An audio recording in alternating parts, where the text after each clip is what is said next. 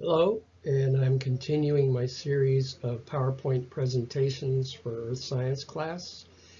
My name is Brian Miller-Hicks, and we're going to be talking about minerals.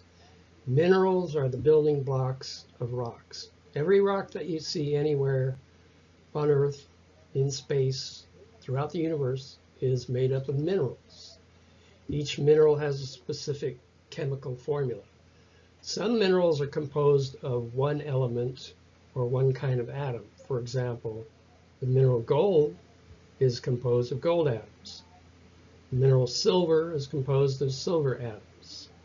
But let's say the mineral quartz is composed of silicon and oxygen atoms.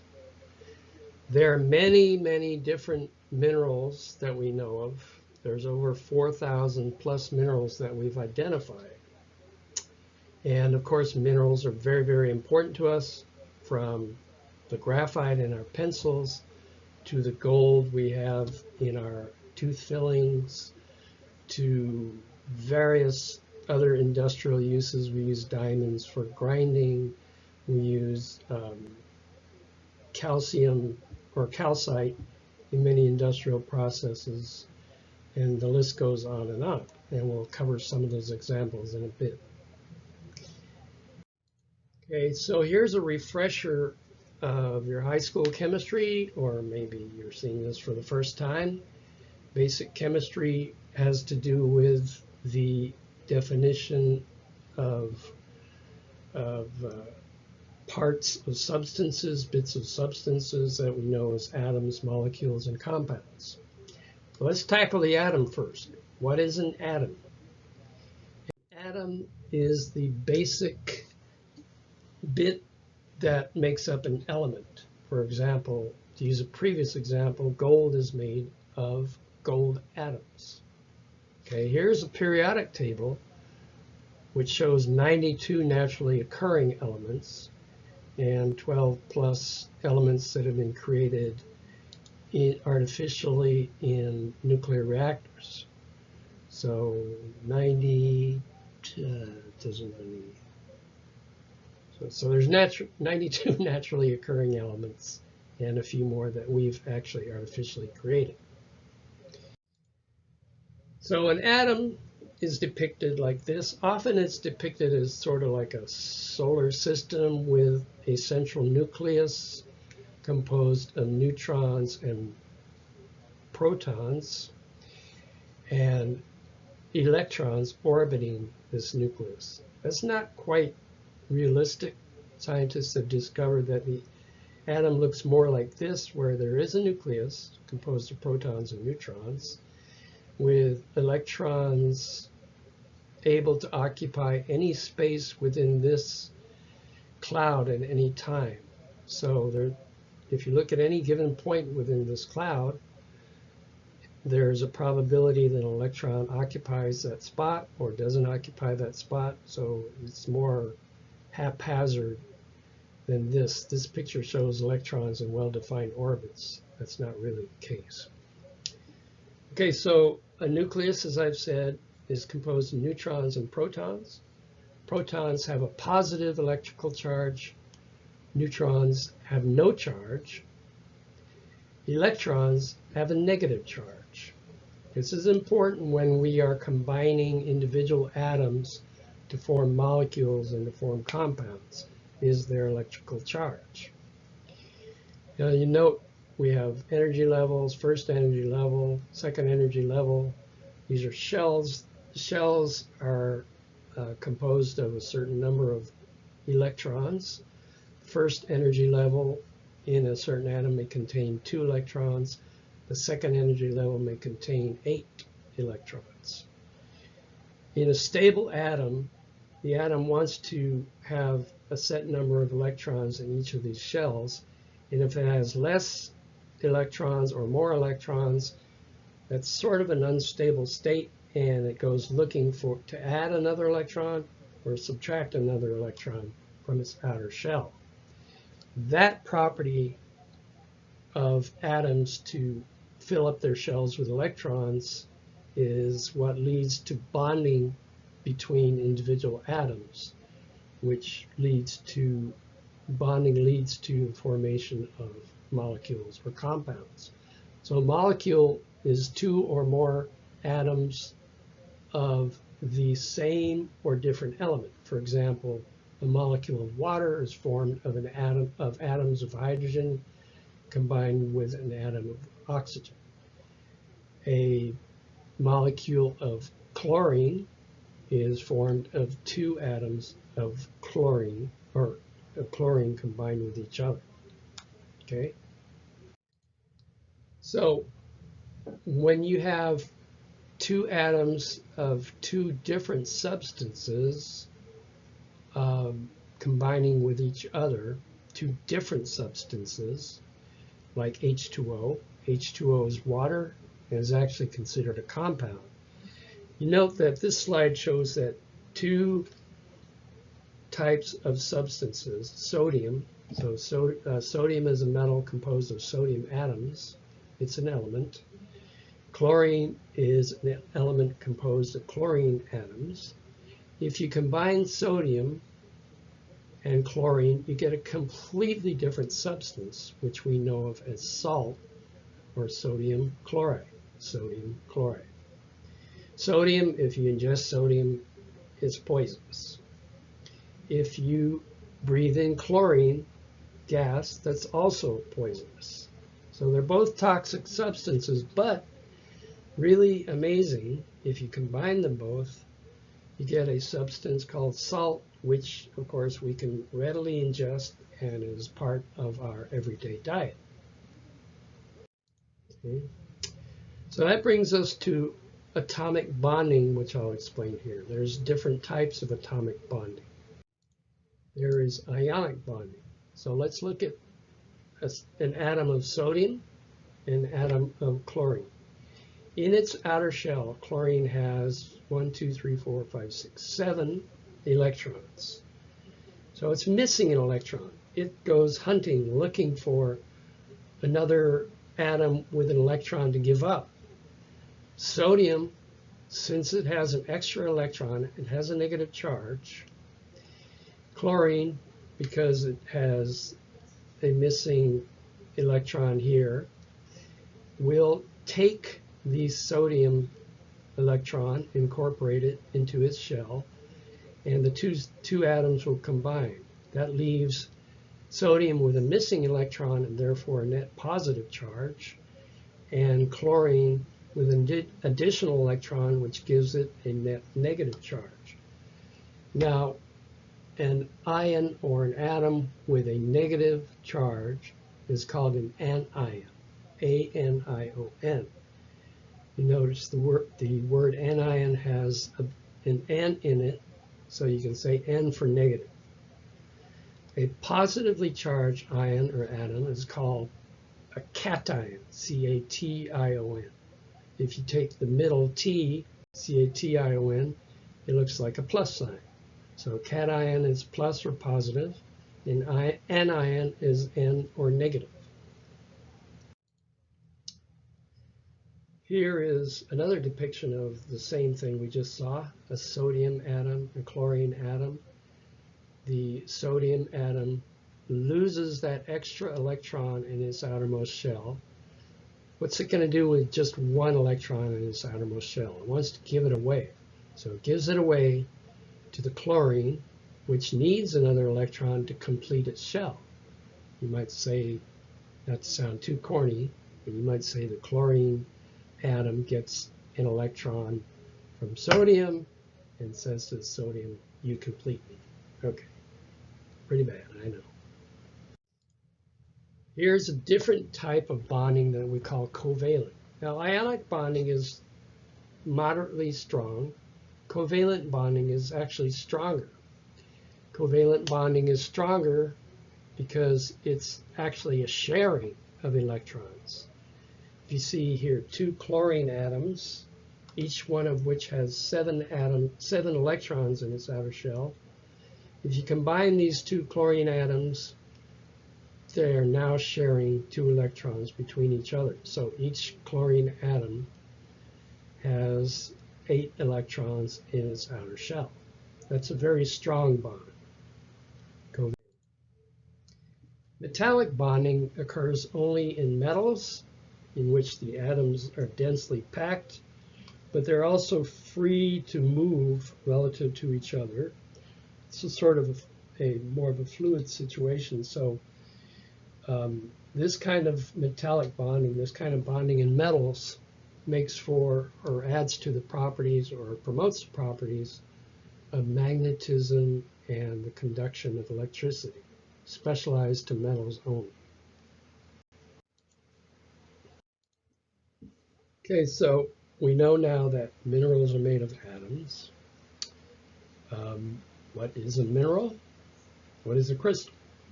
A mineral actually is pretty well defined as a term in geology. So here's the definition of what a mineral is and sort of what a mineral is not. A mineral must be naturally occurring, meaning it's not made by man. Okay, it's naturally occurring. We find it in its natural state in the earth. It must be solid. It's not liquid, it's solid. It has a definite chemical composition, definite chemical formula that does not vary. It's got an ordered atomic and crystalline arrangement.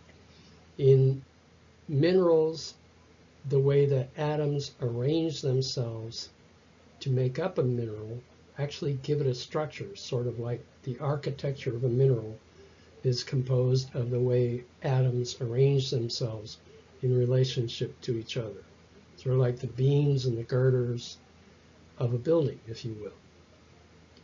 So it has to be an ordered arrangement. This ordered arrangement makes what we know of as a crystal in a mineral. Minerals are crystalline, mostly inorganic. So what do you mean by mostly inorganic? Most minerals are considered minerals if they are not organic. So petroleum, which is made of organic substances, is not a mineral. Coal is made of decayed vegetation. It's organic, so it's not a mineral. In fact, it's a rock. Mostly inorganic means that there are some instances, some cases where organisms actually manufacture substances which are considered mineral. So if you have an oyster and you put a grain of sand in the oyster, it forms a pearl around that grain of sand. That pearl is composed of calcium carbonate or calcite, which is a mineral. Many millions of sea creatures form shells around themselves, which are also made of the mineral calcite. Some marine organisms form shells made of silica, which again is a mineral substance. A mineraloid exhibits some of these properties. So an example of a mineraloid is opal. Opal doesn't have a real well-defined structure. It's considered almost a mineral or a mineraloid. And we do not include minerals in a nutritional sense, so that whole field of vitamins and extra minerals to help your body, etc. Those aren't actually minerals. They're chemical compounds for the most part. So here's a picture of the mineral halite. Halite is also sodium chloride, also known as salt. The way the atoms arrange themselves to make the mineral halite is in a cube. So you have chlorine ions, or atoms, and you have sodium ions, or atoms. They combine with each other, they pack in an arrangement structurally to form a cube. Okay, see the way these chlorine ions and these sodium ions pack together. So this is a very, very tiny scale. We cannot, of course, see atoms. We can't see this. If we were to try to see this individual block formed of chlorine and sodium ions, we wouldn't be able to see it. But stack enough of these cubes together, and we eventually come up with a cube of salt. If you take your salt shaker and sprinkle some salt on a black background, like a black table or something, and look closely with a magnifying glass, you'll see the salt crystals are actually tiny little cubes, like we see here. So again, atoms or ions arrange themselves in a structural, geometrical arrangement which form the structural framework for a crystal form or crystal shape, in this instance a cube, which represents cubes of salt. Here's a different element, a different mineral. This is the mineral diamond up here, and this is the mineral graphite down here. Now this is an example of a mineral which has two forms, or polymorphs. Poly means many, and morph means shape.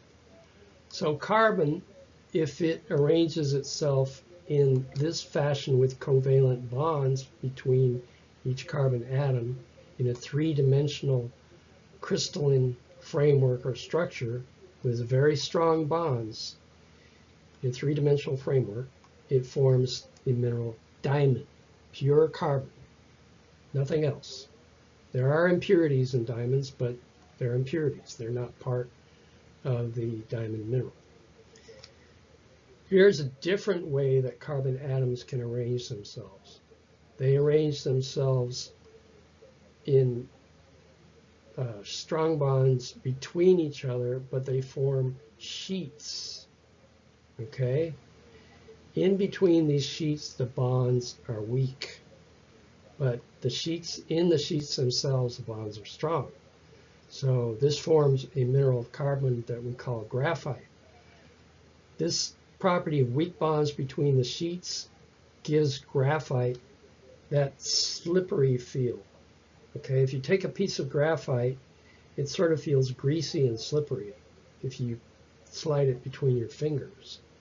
So that's useful to us because graphite forms the main part of our pencil lead. So our pencil lead is actually not lead, it's made of graphite, and the property of sheets of graphite slipping on top or past each other allows us to leave marks of graphite on paper, for example. Okay. So when we talk about a mineral, and we've touched on this already, we know that minerals have what we call diagnostic properties. You look at a mineral, it's got certain properties that you can say, oh, it's got these properties, so we can call it this kind of mineral. So minerals have physical properties. Common properties are the shape or form. Here you see a mineral that's formed into a crystalline shape that looks sort of like needles. And down here you see a more blocky type of shape. Okay. Crystal habit is pretty much the same as crystal form. Luster is the ability of a mineral to reflect light. So the property of a mineral reflecting light is called luster. Minerals have colors, a wide variety of colors. Every color known to us, I think, is represented by one mineral or another. Streak is a property of a mineral to leave a stripe or streak of color on a ceramic piece, which I'll show you in a bit. The hardness of a mineral speaks to its durability. The harder the mineral is, the stronger the mineral is, the more durable it is. The softest mineral we know of is talc. The hardest mineral we know of is diamond. Diamond is the hardest mineral known to us. Cleavage is the ability of a mineral to separate or cleave along specific crystalline planes. Okay. Specific gravity has to do with the weight of a mineral or the density of a mineral. So specific gravity of water is 1. All minerals have specific gravities greater than 1. So The specific gravity of water is 1, which means it weighs 1 gram per cubic centimeter. Most minerals will have 1 plus grams per cubic centimeter. Let's look at let's look at luster, the way a mineral surface scatters light. Metallic minerals, of course, have metallic luster. They look like a metal. Non-metallic minerals have reflective properties that make it look glassy. So a quartz, for example, can easily be mistaken for a piece of glass. It looks glassy. Satiny, so if you look at this piece of gypsum, which is a calcium sulfate, it looks silky or satiny. And we have other lusters, which are resinous, pearly, greasy, etc. Now, color can fool you. Now, look at this picture. It shows quartz, various samples of quartz. Quartz can be white or clear. It can be purple. It can be black or smoky dark. It can be brown. So if you were to say, I know this is quartz because it's clear. Well, I know this is not quartz because it's almost black. You could be wrong. So color is not in itself a diagnostic property. Many minerals may have different colors. This is the streak I was talking about. So you take a plate of ceramic, a baked ceramic plate, porcelain, which has a rough surface to it, and you take a mineral and you rub it across that plate. It'll leave a mark, almost like a pencil.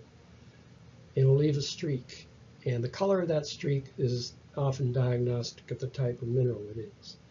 This is leaving a dark gray streak, so it could be galena, I'm thinking, or lead sulfide.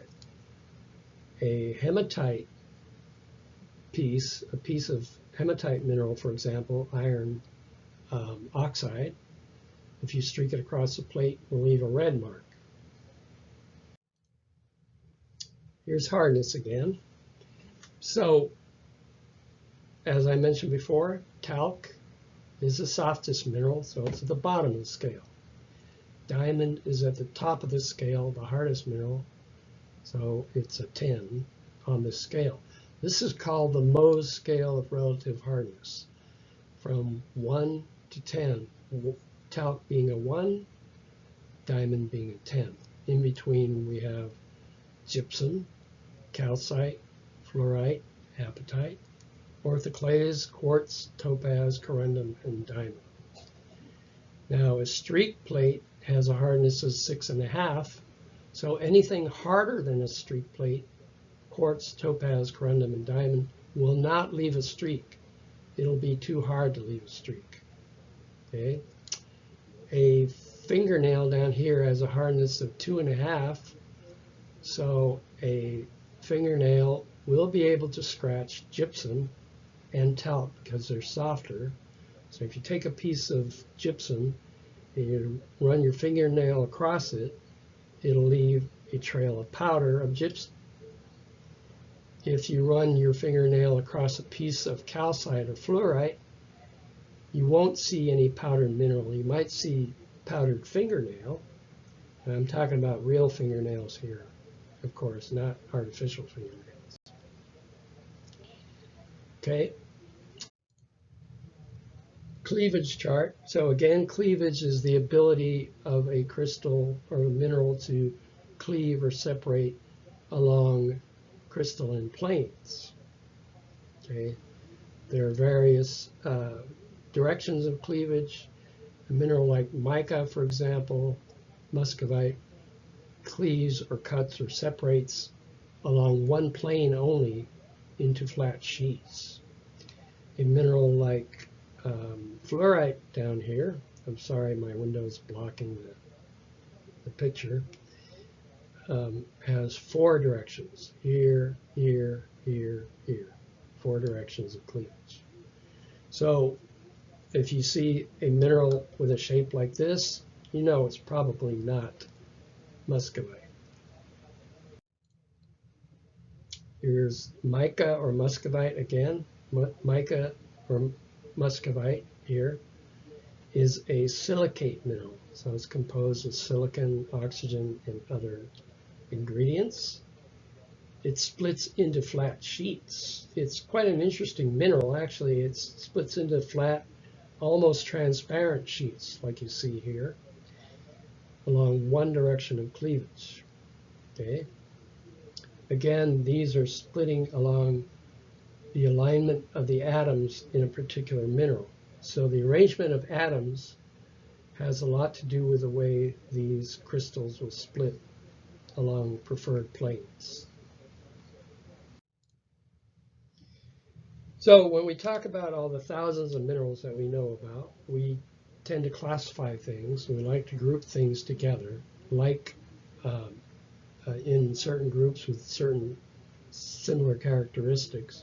So we have a number of mineral families that are composed of these major elements that you see here.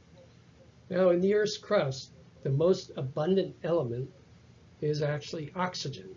Almost 50% of the elements in the Earth's crust are oxygen. The next most abundant is silicon. The next is iron, magnesium, potassium, and so forth. Aluminum, 8.1%. So silicon and aluminum are pretty abundant. Therefore, minerals composed of silicon and aluminum, the silicates, are quite abundant as well. Silicon and oxygen combine together into what we call a silicon-oxygen tetrahedron. So we have 4 ions or atoms of oxygen combining with 1 atom or ion of silicon. This is the basic building block of a silicate mineral. And these tetrahedrons, tetra means 4-sided, tetrahedron means 4-sided. This building block will combine in a variety of different ways to give us a variety of different minerals according to crystalline structure. For example, silicates can combine in, silicon tetrahedron can combine in sheets to form, this is an independent tetrahedron which forms the mineral olivine. It can combine in sheets which forms a mic. Again, I'm wrong, I'm sorry. I have to back up. This shows a single chain mineral called an augite or augite as an example. Double chains will form silicate minerals, for example, hornblende. Here's the sheets. Sheets of silica tetrahedra form those sheet-like minerals that we call micas, biotite and muscovite. The strongest silicate minerals are those silicate minerals which have 3-dimensional combinations of silicon tetrahedra. For example, the mineral quartz is formed of these networks of tetrahedra, so is the mineral feldspar. So again, minerals are extremely important to us, so the question is maybe that you're thinking, where and how do minerals actually get created? Where do we find them? How do minerals make themselves minerals? Well, there's various ways. One way is from the combination of hot water carrying dissolved minerals. The upper mantle of the Earth, for example, you know about mid-ocean ridges now. You know about plates rifting or separating from each other and forming ridges which induce the creation of new lava on the ocean floor. So along with this situation of creation of new lava from hot magma, we have a heat source from the magma, and we have a huge reservoir of water from the sea up above. Seawater can infiltrate into the sea floor through fractures. When it reaches the heat source, the magma, it gets heated up. It carries with it many, many, many dissolved minerals, which then ascend back to the sea floor. penetrate the seafloor, gush out under high pressure as what we call black smokers, which are a combination of gas, hot water, and minerals, geysers. And as they hit the cool seawater, the minerals will precipitate out and fall back down to the seafloor. This is where we have very rich deposits of sulfides. For example, iron sulfide or pyrite, sulfur by itself, as well as other sulfides, iron sulfides, gold even, and other minerals deposited on the seafloor. Here's another hot water, hot rock situation on land, or under land, I should say. We have a parent igneous body, which means we have a body of hot rock. As this hot rock ascends up through the crust, it'll fracture a rock. The fractures serve as conduit to conduct hot rock and hot water, carrying dissolved minerals again. As this hot mixture of rock and water and gases ascends, it'll cool and it'll leave behind mineral deposits in these fractures, in faults or in fractures that can become what we call mineral veins. So these mineral veins are what miners look for to look for concentrations of minerals, silver, gold, what have you, gemstones, and other minerals. And we know about plate tectonics. It so happens, of course, since plate tectonics explains a lot of stuff, that plate tectonics has to do with mineralogy, or the deposits of minerals. Up here we see the subducting ocean lithosphere. As this piece of oceanic plate drags down, it will cause melting in here, the formation of hot rock, hot water, deposition of minerals in this scenario. Okay, and we have down here the collision zone between two pieces of continental crust that forms a lot of fractures, stress, rock blocks moving up and down relative to each other, intense metamorphism, hot water, hot rock, which forms unique types of minerals formed only under metamorphic conditions, such as garnet, a mineral called storolite, even diamonds in some cases. Here's another scenario where hot water is responsible for depositing minerals. In this case, this is Yellowstone National Park, which sits above what we call a hot spot. A lot of magmatic heat, a lot of shallow groundwater. A lot of shallow groundwater contains a lot of dissolved calcite or calcium carbonate. So as the hot water brings this dissolved calcium carbonate to the surface, the water cools and drops its load of minerals, forming these beautiful deposits of mineral calcium carbonate in these ledges. And the calcium carbonate deposited through this process is called travertine. It's actually quite beautiful layered material that some people use in their countertops or swimming pool decks and so forth. So again, I emphasize minerals are extremely important. They are resources to us. There's a saying that if you can't grow it, you've got to mine it, which really is true. You can grow plants, you can grow trees, so for food, timber, so forth. But if you can't grow it, it has to be extracted from the earth. We have mining, we have agriculture, farming, forestry, fishing. Otherwise, everything else comes from mines. We get sand, gravel, stone, metals, coal, non-metals, so forth. Okay. Here's a dated slide. I know this is back in the 80s. It just demonstrates that The things we use, the things we play with, are formed from a variety of minerals. A tape recorder or a boom box. I know some of you are even too young to remember boom boxes. Have carbon, zinc, copper, chromium, etc., etc. Okay. Now, mining has its pluses, but it also has its minuses, as you can see here. This is a huge copper mine, and the manner of extraction, or mining in this case, is just digging a big hole in the earth, taking out the ore which contains the copper, refining the ore, and extracting the copper.